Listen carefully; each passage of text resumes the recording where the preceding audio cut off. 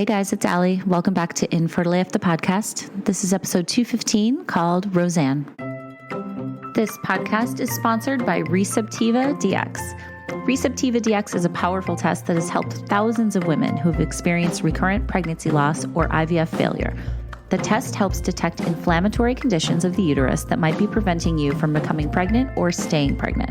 The most common underlying condition of a positive Receptiva DX test is endometriosis with or without symptoms. If you or someone you know has struggled with IVF, Receptiva DX may give you the answer and treatment protocols that you're looking for. Talk with your doctor about Receptiva DX because the journey is so worth it. Plus, guys, Infertile AF listeners are getting $75 off the Receptiva DX test. So all you have to do is go to receptivadx.com or download the app Receptiva DX, use code INFERTILEAF23, and you'll get $75 off. Thanks, Receptiva DX.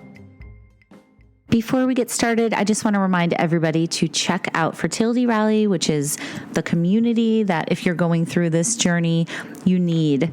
These are your people. These are the people you can talk to about anything, the people who get it, the people who are going through all the shit that you're going through. So check us out. Our membership is open now. You can check us out on Instagram at Fertility Rally, or you can check out our website, which is fertilityrally.com. We are happy to invite you into the membership. If you have any questions, feel free to reach out to me, but we would love for you to join our fam and the Worst Club with the best members. Okay, guys, so today's guest is Rosanne Austin. She's a master mindset coach. She's a fertility fairy godmother.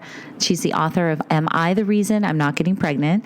And she's going to tell us all about going through 7 years of failed fertility treatments and then what happened when she decided she didn't want to go through treatments anymore. So it's a really interesting story. Spoiler alert is that she did have her son without assisted reproductive technology at 43 years old. She also runs a fearlessly fertile method. So she's going to talk about that. And it's all just very interesting info. So without further ado, this is Rosanne's infertility story.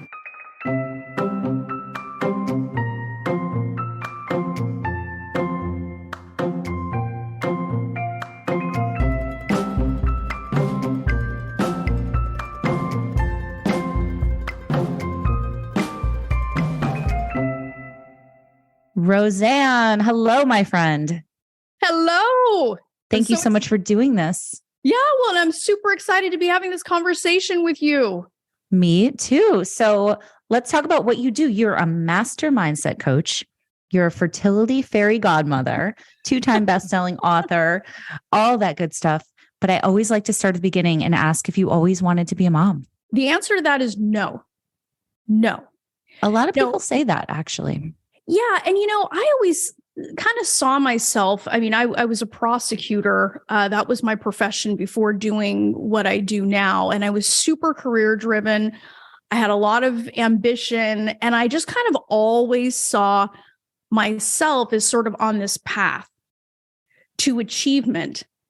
And then I met my husband who turned, he was the biggest monkey wrench in my program for world domination that there was. And it was interesting. I mean, it just really turned things around for me that I wanted more.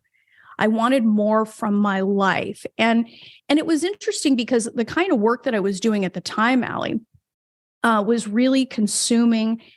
And I found myself saying, is that all there is? Am I working doing all of this? Like, kind of, what am I doing this for? How old were you when you met him? So I was 30. So we had been in each other's lives kind of on the periphery. So I was a prosecutor. He was a deputy sheriff and detective. So we kind of worked in the same sort of spheres. And it took us both a while to kind of get our act together. And so we had known each other for probably about 4 years, 4 or 5 years. I mean, it's kind of all of a blur now over the past 17 years, but it's just the minute like we were both standing in the same place at the same time, I was like, all of this. I want all of this. Okay. I love that you just knew. Man. Yeah. It's one of those things. Right. So flash forwarding a whole bunch, what happened when you guys started to try? Did you have any fertility issues growing up? Did you know, were you diagnosed with anything? Did you think it was going to be hard? Like, what did you know? Well, so I didn't know anything, frankly, which is bizarre. Like I didn't know anything about my fertility because it wasn't something that was part of my life. Like I knew I got a period. Everything was normal. And at the time we started trying, we had no reason to believe there would be a problem. So my husband's 5 years younger than me. And so I knew like he was young and everything. So I figured, it's probably not him, but it was me. I was already in my mid-30s. Mm-hmm. And I had heard like there's this cloud of if you're trying to have a baby, you better have that baby before 40. Like there was this sort of folklore, this sort of specter over it. So kind of in the back of my mind, I wondered, would there be a problem at my age, because technically anyone over 35 is advanced maternal age. Geriatric, Rosanne. Geriatric, I was like a pterodactyl in the fertility world. Totally. But I think that mind virus got into me. And so when we started trying, the doctor just basically said, because I was a lovably type A control freaky professional. I actually went and saw a doctor before we started trying to say, what should I do pre-conception? Right. Because I wanted to control this thing. I wanted to land that plane. Right. I wanted to make sure that this happened. And she was just saying, take your vitamins, watch your cycle, all of this stuff. And so what started off as like a joyous thing turned into me trying to map my cycle with the precision of a lunar landing. And I just started really taking this on like I did everything else. And so it very much turned into a project really quick. Mm-hmm. And that's when the terror like really started to take over. Tell me about the terror. What happened? Like, what were you going through mentally? Yeah, it was just, probably the biggest thing was it brought me face to face with something I had never experienced before. This I could not control. I could not outwork this. And I was like, there's no direct correlation between how hard I was working with my fertility and the outcome. Like I was a trial attorney, Ali. Right. I was used to. You know how to get shit done. I know how to get shit done. I also know how to call 13 witnesses in a day, deal with the Secret Service, like all of this stuff. And I think it's so interesting that you point that out. And we talk about that all the time in our fertility rally groups and things, is when there's no direct correlation between how hard you work and how much you pour into this and the outcome. I mean, it's just totally out of your control. And I think for so many people who are motivated and ambitious and career driven like you and like me and like so many people listening, you're like, how is this even a thing? It's hard to wrap your head around the fact that you're not getting good results because all your life, if you've worked hard at something, you've achieved success. Right. So this was extraordinarily humbling to me. Not like I had this overblown ego because I was used to working hard, Ali. This was not a question of whether or not I was going to put in the work. It was absolutely the correlation. So after about 6 months, when things weren't quite showing up the way that in my mind I had so carefully planned, I went nuclear. So as a problem solver, I went from trying to conceive naturally to we need to see a reproductive endocrinologist stat. I don't care what it costs. I don't care where they are.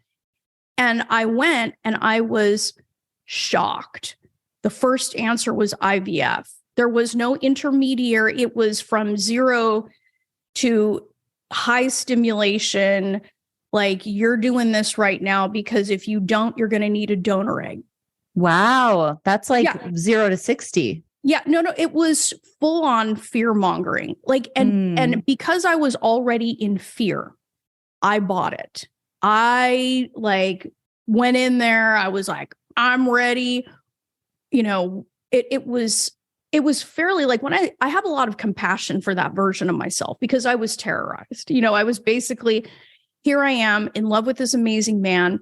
He's younger than me. What if he finds somebody younger and more fertile? I have totally robbed him of the chance of being a dad because I am the selfish old bird that had the audacity to marry him and expect him to stick around. I mean, it was this horrendous internal monologue of self-loathing that really took over my life. So I started making very poor choices from fear. And after our first IVF cycle failed, which it absolutely to this day does not surprise me that it would. Okay. After that failed, I remember being in the waiting room, when you have the kind of what my husband and I like to call the post-mortem with the physician. Yeah, we call it the WTF appointment. Yeah. I mean, it was like, what didn't work here? The answer was, look at your age. Your option is a donor egg. And I remember sitting there catatonic, like literally, like kind of like, because I was like, I'm not ready to give up on my body. Are you kidding me? Are you like, and it wasn't an ego thing. It was just, she may as well have given me some terminal diagnosis at the same time. Yeah. Well, you're probably thinking, isn't there anything else we can do or try? Yeah. And it was just donor egg. And I was just like, no. And then so we just kind of left there in a daze, which then catapulted me down a rabbit hole of spending the next years, like looking for anything that could possibly help me, from acupuncture, herbs, steaming my vagina, faith healers, psychics, past life regression, boiling black chickens. I was making weekly trips from Sonoma County in California all the way down to San Francisco's Chinatown.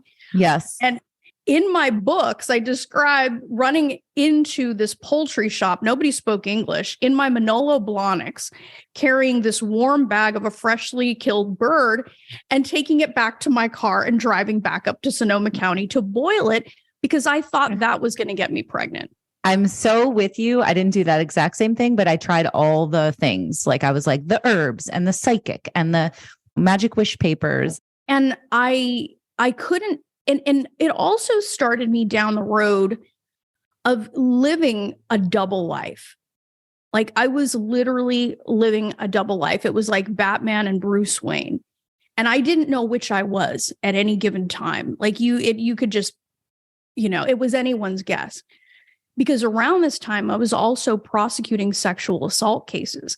Okay. So nobody really knew what you were going through behind the scenes. No. And the reason was twofold. One, there's no crying in law. If anyone sees a chink in your armor, they will begin to swarm like sharks. You cannot show any sort of weakness. So my ability to express what I was going through, there was zero. That whole part of my life was completely shut down. And the second reason I didn't talk about this is it would cost me promotions. It would cost me advancement in my career. And I had worked so hard. If anyone even smelled that I was trying to get pregnant in the background, I wouldn't get the high profile cases. I wouldn't get the plum assignment that I'd worked so hard for because they were anticipating I'd go out on maternity leave. Mm-hmm. I've talked to so many people in your position, like in a high profile position where they had to keep it a secret for fear of exactly what you just said, not getting the promotion or not getting the assignment or not getting the case or, all that stuff. And it sucks that as women, we have to go through all that.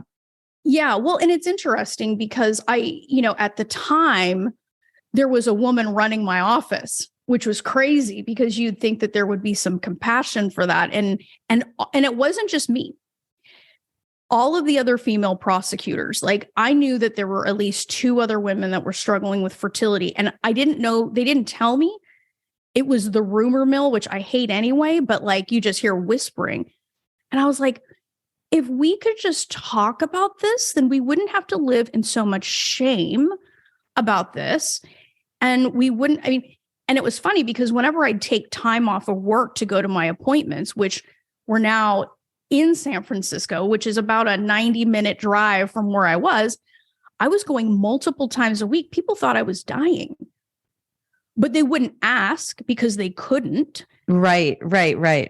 And then I was like, I would rather tell them that I was dying than give them the truth about what I was actually going through. Mm-hmm. Because the other thing is in that profession, I was prosecuting sexual assault cases, so child and adult sexual assault. So you see day in and day out these children being abused, and you're like, these people have kids. I don't.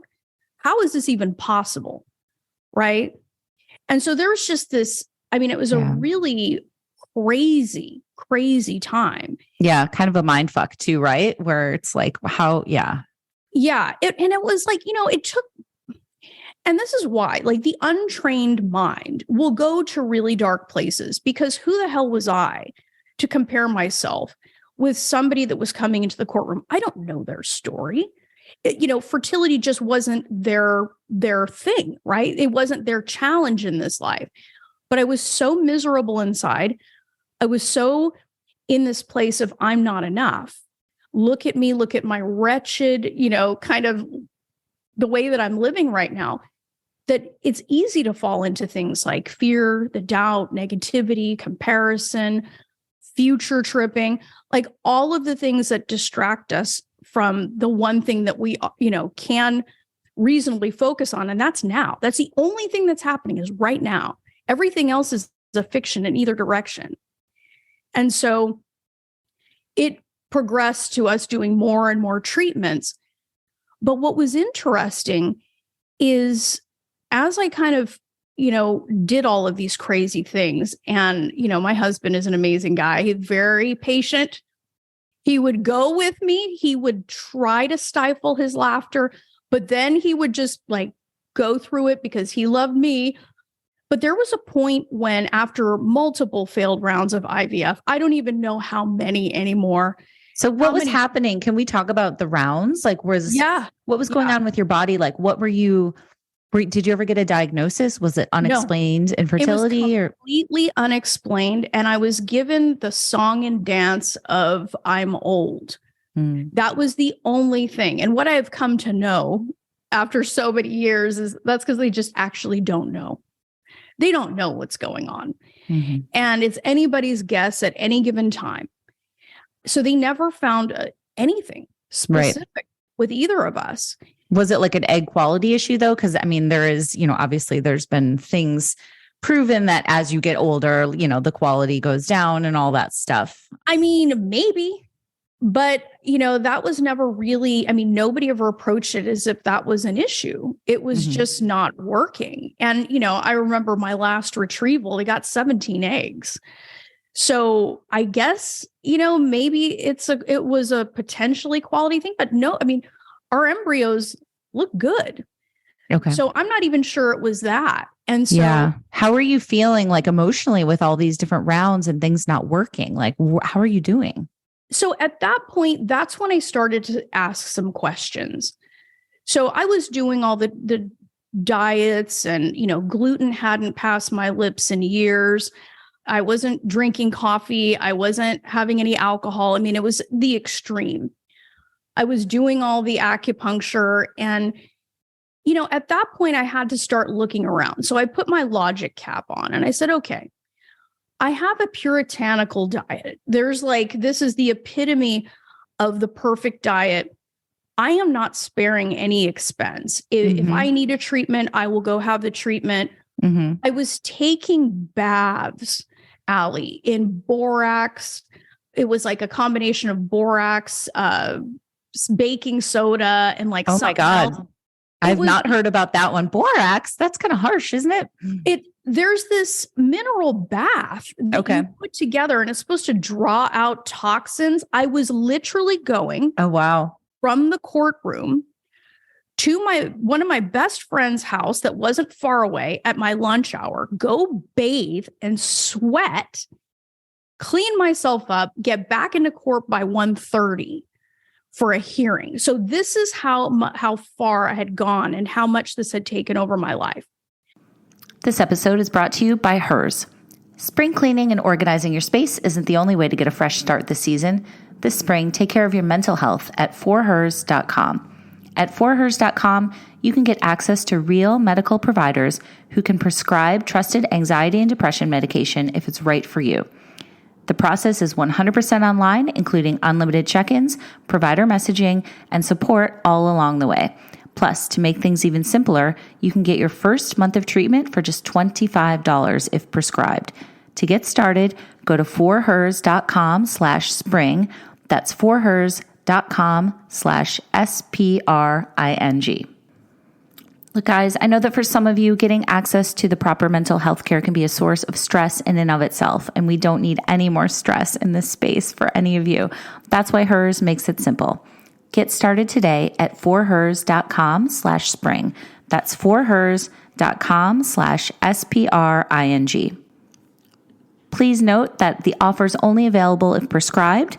Prescription products require an online consultation with a healthcare provider who will determine if a prescription is appropriate.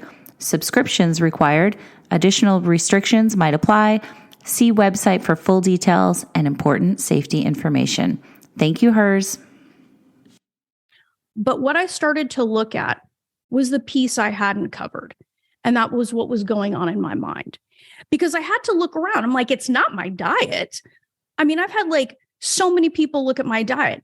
It's certainly not the treatment because I'm being treated at a top 10 teaching hospital. I have professors looking at me and my uterus. I had to, it wasn't the supplements because I was taking all 400 supplements that anything people would throw my way, I would buy it. And I did it. So it wasn't anything external. I had to look at me.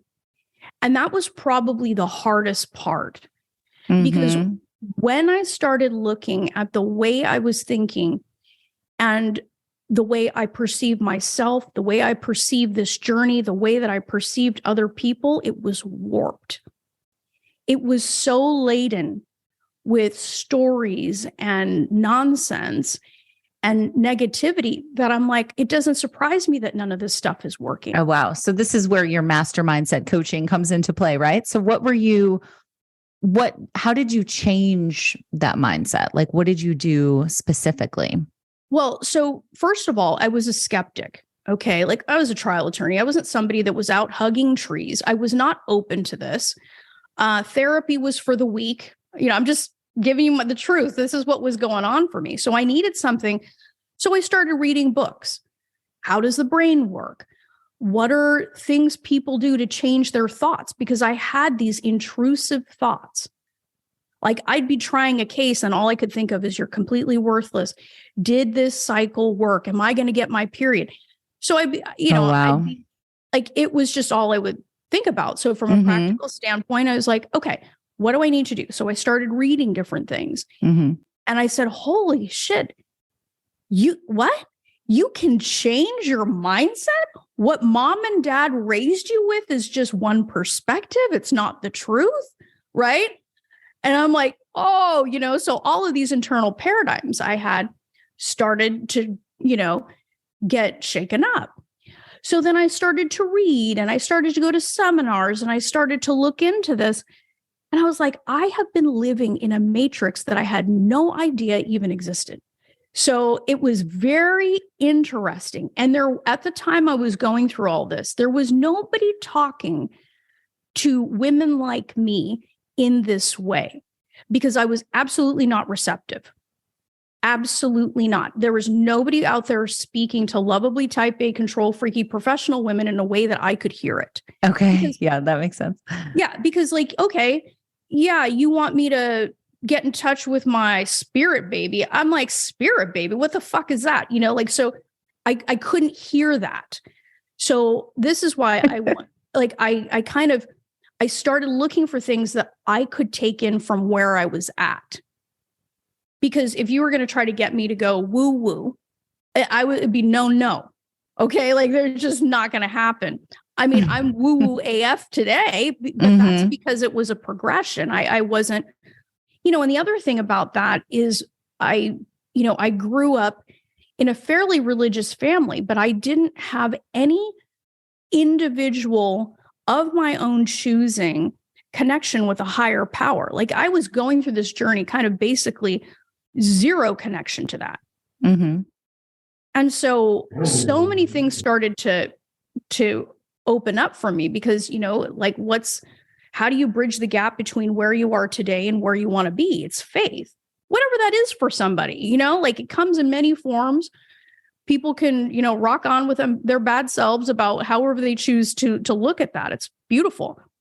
But what I did specifically is begin to educate myself about how the brain works, how much license and agency I had in choosing my beliefs, in choosing my thoughts, in choosing what I choose to interpret something. I mean, one of the most powerful things a woman can do as she's moving through this journey is decide what anything means.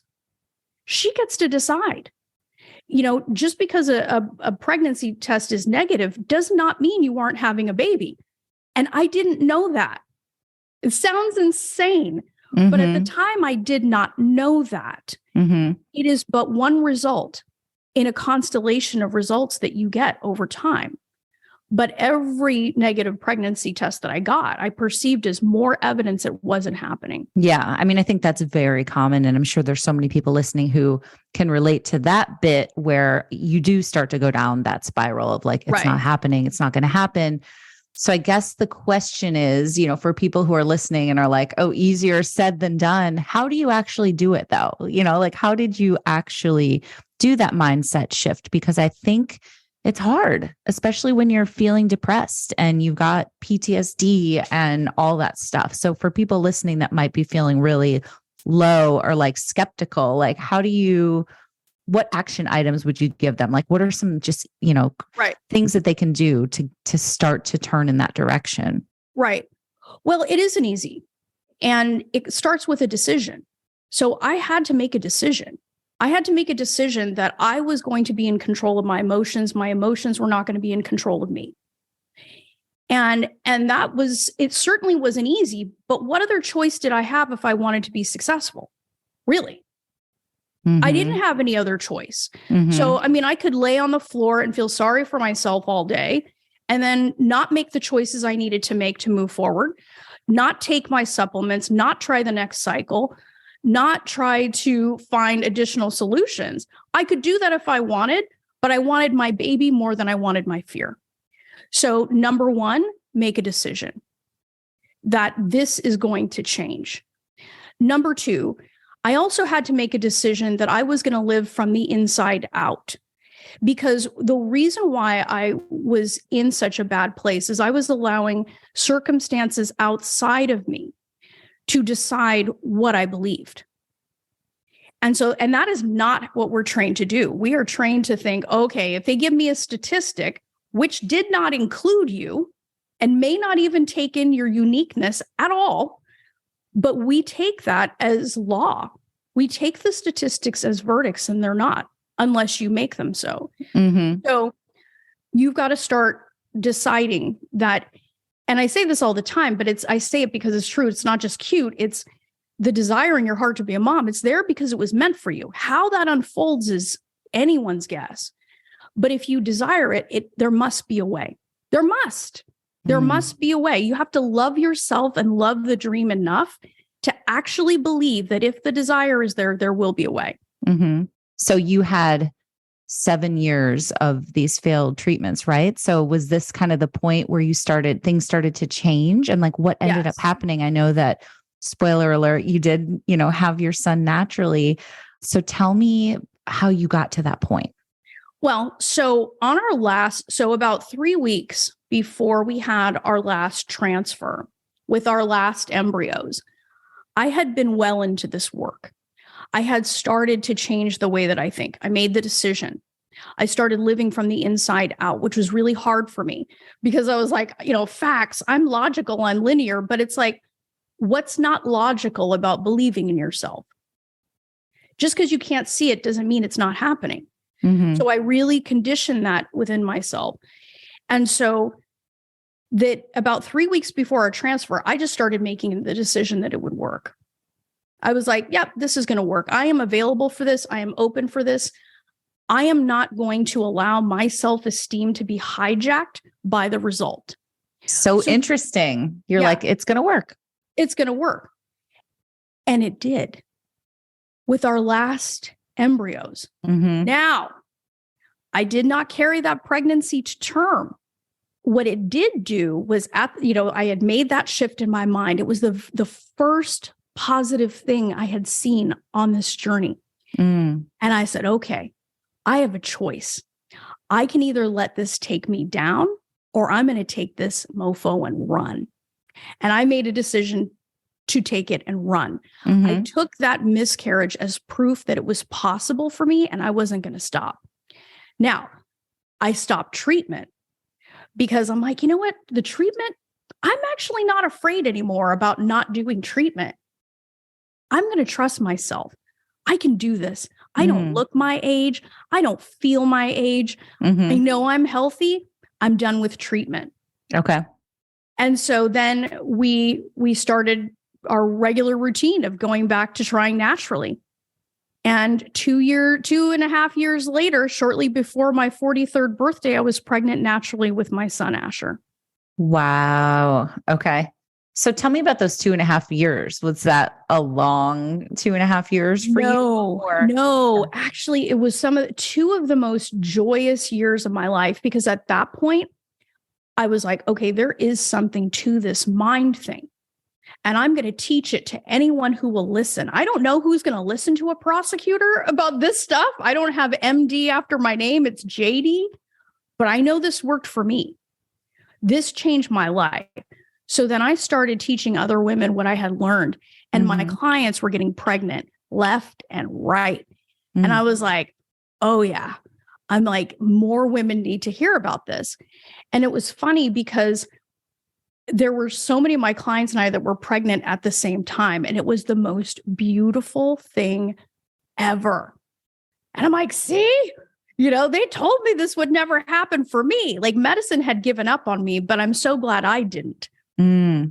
Because it was funny. I ended up being more fertile in my 40s than I was in my 30s.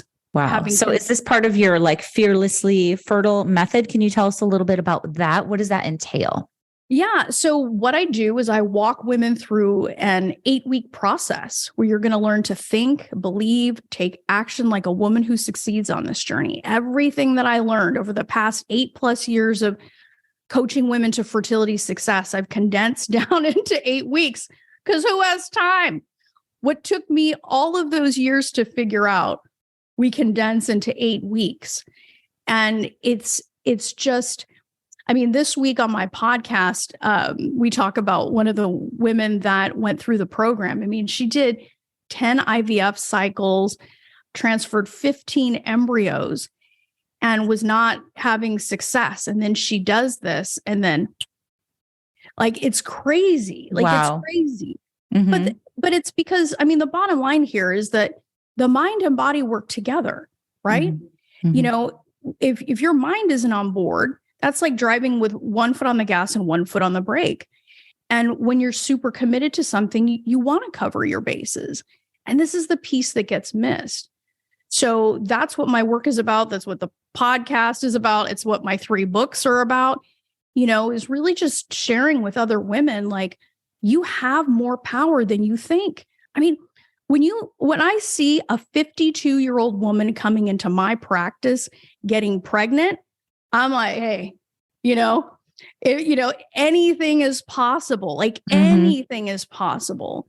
Yeah. And so, yeah. So that's what the work is about. Okay. I know one of the other things that you are really expert in talking about is like reducing stress during one's fertility journey. And I know that that is a big hot button issue for so many people. It's obviously so stressful and sad and all the things. So what would be your tips in terms of that? So first of all, I always encourage women, like, 2 things can be true at the same time, right? 2 things can be true. You can be sad about an outcome, and you can be committed to what's to come. So you can allow these 2 things to coexist. Honor it, right? Don't pretend. I mean, a lot of people have a misconception about mindset as being Pollyanna, toxic positivity. It's kind of the opposite, because I don't teach positivity. I teach you how to think. And it's not positive all the time. Yeah, that's a good distinction. You learn how to think. Positivity, some people presume that includes denial, and it's not. If you really want to have the kind of resilience that takes you from where you are today to where you want to be, you have to acknowledge reality, right? You have to acknowledge it. So, in the moments where you're sad, be sad. But also remember, you are in control. I always tell my clients, set a timer on your phone for 2 minutes. Be sad AF. Be the miserable sad that you want to be.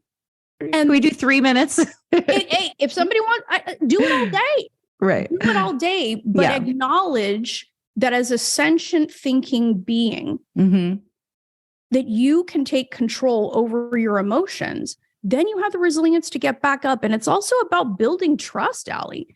Like if you can say, look, I get to be sad and I get to be excited, you'll trust yourself more because you're not siloing your feelings. You're allowing them and then you're marshaling them like an intelligent human being and making room for both. And when you do that, you can also have more compassion for other people in their moment, right? So it's like, I think that's one of the most powerful things. And like I said before, you decide what something means. You get to decide. You may have friends and family saying, what, you're doing a 5th round of IVF? As if you should give up. Right. It's like, don't take advice about when you should give up from people that have never tried, right? Unless those people have been through that, I don't know if they get a vote. They can love you and they can get, their intentions are good, but this journey is unique. It hits you on so many different levels that very few people can truly understand that, you have a right to try, right? Like, why not? So it's like, as long as you are good within you, you're great. What anyone says you don't need to outside, answer to anybody else. We talk about that a lot too. It's like, it's none of their beeswax. Yeah. Like it's literally you do you. Yeah. Whoever's listening, you do you. And people say some stupid shit and sometimes it's hurtful too, but you just have to be true to your head and your heart and, give yourself grace and all those things. It's just, and they just don't know. And that's okay. Because in the end, we take care of ourselves. You can begin to cultivate your own community, which you have, and you decide who you surround yourself with, right? And that's another thing that, if women are really looking to bolster their resilience and to be, have the kind of tenacity that it takes to get to the other side of this. Like, you got to pick your bump squad. This is what we call it in my world. Your bump squad. You want to pick your bump squad with a lot of discernment and be around people who know what it's like to go for a dream, right? Because that's what you're doing. And at the end of the day, everyone else gets to go home, Allie. Everyone else gets to go home. You have to live with yourself.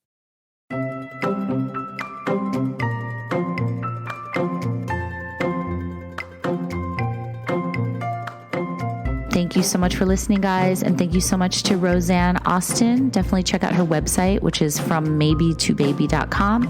And all the other info is going to be in the show notes, so you can check it out there. Also, make sure you check out Fertility Rally membership. We're open right now. Everybody is welcome. We also have Rally Guys, and our next guys group is going to be April 4th. So it's hosted by guys and guy members, and it's going to be amazing. So check us out. As always, reach out to me if you have any questions. And thank you guys so much for listening. I'll talk to you next time.